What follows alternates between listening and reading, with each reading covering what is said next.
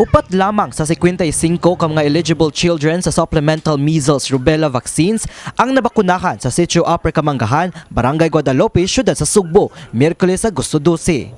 Ang hinungdan sa ubos nga pagdawat og libreng bakuna og mismong ginikanan nga nagdumili sa pagpapakuna sa ilang mga anak, mao ang misinformation o sayop nga mga impormasyon diha sa social media. Huwag tuo karon nga mga post ang mabasa nga namasangil nga ang mga vaccines nga gi-administer sa mga bata karon makakutlo og kinabuhi. Butang nga gilimod sa Department of Health kun DOH. Sa usa ka area sa mong sitio, diin asa naghuwat ang mga health workers sa Department of Health kun DOH-7, Cebu City Health Department ug Barangay Health Workers kun BHW, walo lamang ang mitungha aron unta magpabakuna. Apan tungod adunay gipamati ang upat ka mga bata sama sa ubog sipon, gipahimangnuan usa sila sa doktor nga dili usa mahatagan og bakuna. Maong ang upat na lang sa walo ka mga bata ang nabakunahan. Apan sa lisahan sa eligible children sa mong dapit, 55 unta ka mga bata ang angay nga mabakunahan.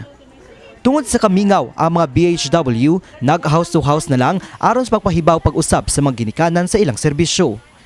Miuban ang MyTV Cebu News Team sa mga BHW, din among nakaila ang usa ka ginikanan nga si Janet Monte-7 nga midili sa pagpabakuna siyang duha ka mga batang anak.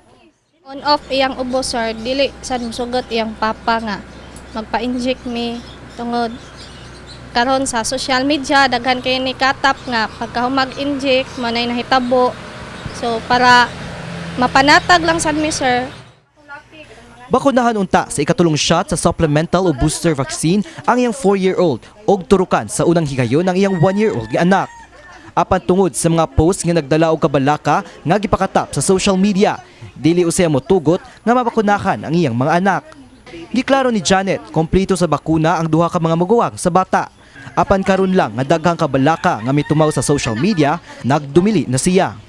Ang BHW nga si Emilita Labra, may padangat nga usa lamang si Janet sa pipila ka mga ginikanan nga may pahibaw niya nga dili sila mosugot nga bakunahan ang ilang mga anak. Kanang anong ingon na sila nahadlok yun sila uban manglak, makita namo mo balik manglak jud. Madungog yun mo gilak ilang gate. Hadlok sila. Si Dr. Anisa Patindol sa DOH-7 nga mismong may uban sa maong vaccination drive, may padiyag sa importansya sa pagpabakuna sa maong vaccines. Tungod matod pa ang sakit nga measles o rubella, paspas nga makatakod o maka-infect sa kalawasan. Kay kani nga sakit very contagious or infectious ni siya. In fact, ang usa ka bata nga masakit og tipdas, pwede siya makatakod og at least 16 ka bata or katawo. Kung ang virus is magawa siya pinagi sa pag-ubo o sa sipon o pag-sneeze niya. Gipatinaw sab ni Patindol nga ang vaccines dugay nang gipanghatag sa kapin-upat na kadekada ug mipasalig nga kini luwas. Vaccines nga gipanghatag karon is very safe and this is the same vaccine nga atong gipanghatag sa atong mga regular nato nga schedule. Labing maayo kung inyong mapabakunahan. Ayaw intaon mo og tuo sa mga post sa social media kanang mga vloggers nato kanang nagsulti nga makadaot ang vaccines. So kung naamoy mga pangutana pa, please adto mo sa inyong nearest nga healthcare workers, ang atong mga BHW, atong mga nurses ug atong doctors no nga naa gyud. Sa upat ka mga nabakunahan, nahinabi sa among team ang mga ginikanan o guardian sa duha ka mga bata. Din ilang gipadangat nga mas himsog ang ilang mga anak tungod sa vaccines ug alang lamang kini sa kayuhan sa panglawas. Interesan sa mga tao sa among tuo para sa mua sa mga anak. Parang big pa siya. Para sa amua sa anak ko, nang kaayuhan lang siya mo na ako na pa.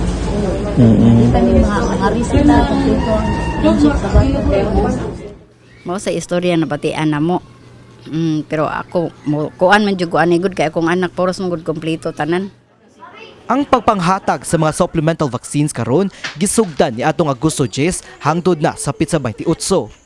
Gipadangat sa mga health workers nga dili magpailad sa social media vloggers nga walay basihanan sa ilang mga pasangil ug mas maayo nga mo-avail sa libreng bakuna tungod kun mopalit niini sa pribadong ospital. Dili mo minus sa 1,500 pesos matag shot ang ilang mabayran matag vaccine. Kini si Mark Irmas, alang sa MyTV Cebu.